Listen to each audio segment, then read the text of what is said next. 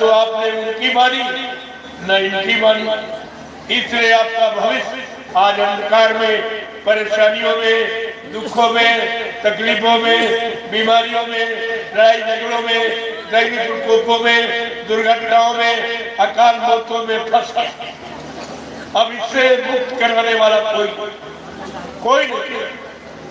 अगर कोई होता तो कोरोना काल में जरूर कोई न कोई तुम्हारे दरवाजे, तुम्हारे गांव मोहल्ले आया होता और तुम्हें बताया होता कि तुम्हारी ये दवा है, तुम्हारा ये इलाज है, तुम्हारी ये व्यवस्था है, लेकिन किसी ने नहीं बताया।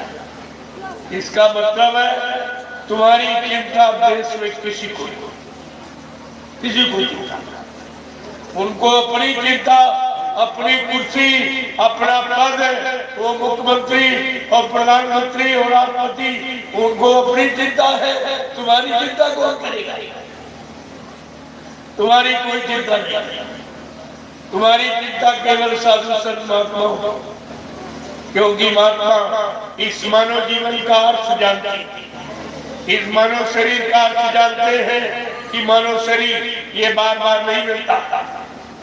एक बार परमात्मा खुदा ने आपको अवसर चांस ये मौका दे दिया, किसी संत महात्मा फकीर से मिलकर अपने मानव जीवन को सार्थक बना लेना, नहीं ये बार बार नहीं मिलेगा।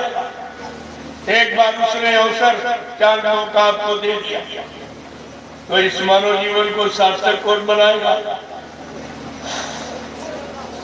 ये भी जानकारी रामचरित मानस में एक शब्द तुम्हारे हित का, भले का, कल्याण का सब उन्होंने लिख दिया, क्योंकि संत सरकारदर्शी होते हैं और संत हमदर्दी, उनको तुम्हारे पूरी हमदर्दी सारे हिंदुस्तान में घूम घूम कर बाबा जी ने 10 जुलाई 1952 से और 2012 60 साल आपको सुनाया मथुरा में, और जगह जगह हिंदुस्तान में कार्यक्रम करके आपको सुनाया, लेकिन आप उनकी एक बात नहीं मानी, उनका एक वचन आपने याद नहीं रखा और सब भूल गए, और इसीलिए अब तुम दर दर की ठोकरें खा रहे।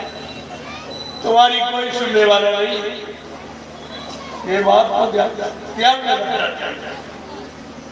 लेकिन आप भूल गए, सब परेशानियां आपके सामने आके खड़ी हुई, और ये तो एक चेतावनी थी कुदरत की, जो आगे भयंकर बीमारी आ रही, जिसकी मैं आपके लिए इलाज लेके आया हूँ, महाप्रसाद, जो हिंदुस्तान में कोई नहीं देगा इस समय, कोई नहीं, ये प्रसाद कोई बना ही नहीं सकता। प्रेमियों, प्रसाद बनाया जाता, खरीदा नहीं जाता। बनाता कौन है? जिसने अपने सम्राट सदगुरु दाता दयालु को खुश कर दिया, उनके आदेशों का पालन करके, उनके वचनों पर चलकर, जितने अपने सम्राट सदगुरु दाता दयालु को खुश कर लिया और उनकी दुआ और दया किसी वस्तु में प्रवेश करके जीवों का लाभ करा सकता, वो आपको प्रसाद बनाती। तभी तो आपकी समझ में आ जाएगा कि असली कौन है, नकली कौन है। एक झंडा भी आपका गड़वाया गया, प्रेमियों ने गाड़ा होगा। हिंदुस्तान में सभी पार्टियों के पास झंडे हैं और सभी मठ मंदिर गिरजा गुरुद्वारों में झंडे, लेकिन कोई झंडा ये काम कर सकता है जो मैं ये जय बुद्ध प्रभु नाम का झंडा गड़वा के जो लाभ देने का वादा करता हूँ। अगर इस झंडे की आप परिक्रमा करोगे तो भूत और प्रेत तुम्हारा उतर जाएगा और बीमारी महामारी तुम्हारी कम हो जाएगी। लेकिन इस बात का ध्यान रखना होगा कि आपको पूर्ण शाकाहारी बनना होगा। अंडे, शराब, गोश्त, मांस, मछली से दूर, निंदा, आलोचना, बुराई, क्रिटिसाइज से दूर, दूसरे के धन, स्त्री और पति से दूर, ये परहेज है। अगर आप परहेज कर ले, मैं दावे के साथ आपके बीच में कह जा रहा हूँ, ये जय बुद्ध नाम प्रभु का तुम्हारी हर वक्त मदद करेगा। जब कोई नहीं मदद करे तो ये नाम मदद करेगा, लेकिन शाकाहारी रहोगे तो परहेज नहीं तो भी दवा नहीं खाता। डॉक्टर में भी गारंटी नहीं लेता बगैर परहेज। ये परहेज गंदे का मुफ्त कोई खर्चा नहीं, इसमें 1 रुपया आपका नहीं लगेगा। ऐसा लाभ कौन देगा? तुमने झारखंड में तांत्रिक को जाता हो कितने यानी रुपए खर्च कर दिए, एक भूत प्रेत नहीं उतरा। और डॉक्टर में गरीबों को सारा घर आपने जमीन बेच के दे दी, एक बीमारी नहीं गई आपका। और ये काम झंडा मुफ्त। पहले सच्चाई देखिएगा, सच्चाई किसे कहते हैं, सच्चाई कहाँ मिलेगी, सच्चाई कौन देगा? इस समय तो बाजार लग गया। 1 करोड़ साधु महात्मा, दाढ़ी बाल वाले, लाल पीले कपड़े पहनने वाले, छापा तिलक जले वो चंदन मंदन लगाने वाले, आप अच्छे सच्चे की पहचान नहीं कर पाओ। इतनी भीड़ हो गई, लेकिन फिर भी पहचान है। अगर ये काम जो तुम्हारा करवा दे तो सच्चा माना जाए। अरे काम करेगा वही तो सच्चा माना जाए, जो काम नहीं करेगा उसे सच्चा कैसे? ये सब तुम्हारे सामने करके दिखाया जा रहा है। और ये रोज हर कार्यक्रम पूरे हिंदुस्तान में घूम घूम कर ये गुरुदेव नाम प्रभु का, इसकी सच्चाई लोगों तक पहुंचाई जा रही है। ये सच्चाई देख लीजिए। अगर आप शाकाहारी बनने का संकल्प ले लेते हैं तो ये जय गुरुदेव नाम प्रभु का हर वक्त आपकी मदद करेगा। जब कोई नाम नहीं काम करेगा तब ये नाम काम आपका करेगा।